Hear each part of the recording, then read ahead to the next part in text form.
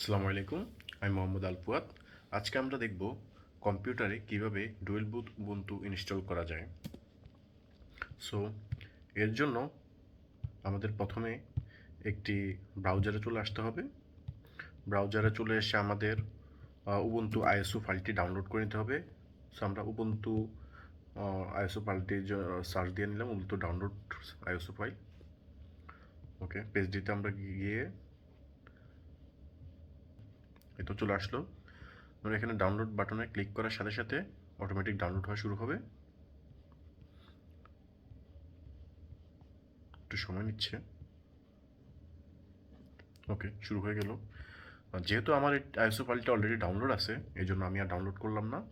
তো এরপরে আমাদের পেন ড্রাইভ বুটেবল করার জন্য একটি সফটওয়্যার প্রয়োজন, রুফুস। আমরা রুফুস এই জন্য এই সফটওয়্যারটি নামিয়ে নেব। আমরা পেজটিতে চলে আসলাম। আমরা সিলেক্ট করে নেব আমরা কোনটি ডাউনলোড করতে চাই, স্ট্যান্ডার্ড না পোর্টেবল।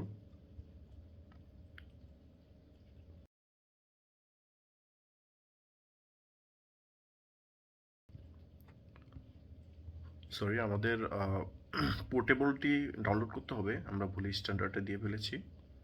ওকে, পোর্টেবলটি ডাউনলোড হচ্ছে, একটু সময় নিচ্ছে।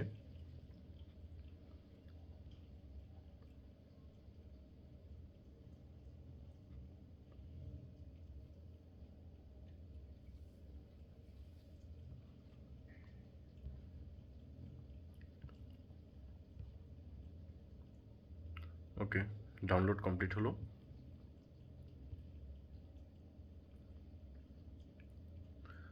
আমরা এখন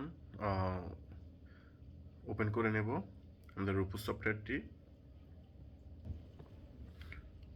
এখানে আমরা সিলেক্ট করে নেব আমরা যে আইএসও ফাইলটি আগে ডাউনলোড করেছি, ওটি আমরা এখান থেকে সিলেক্ট করে নেব।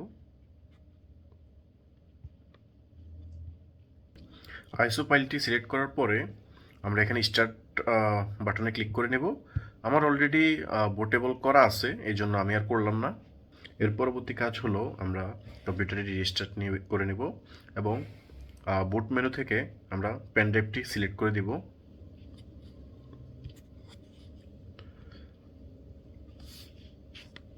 ওকে,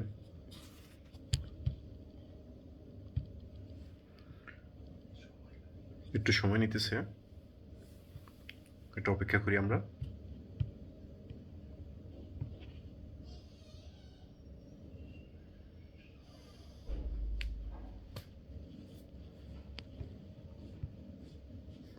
একটু সময় না, অনেকটা সময় নিচ্ছে।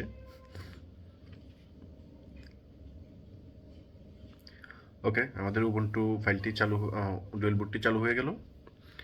এখানে আমরা ওয়াইফাই সিলেক্ট করে নেব। প্রথমে কানেক্ট করে নিলাম।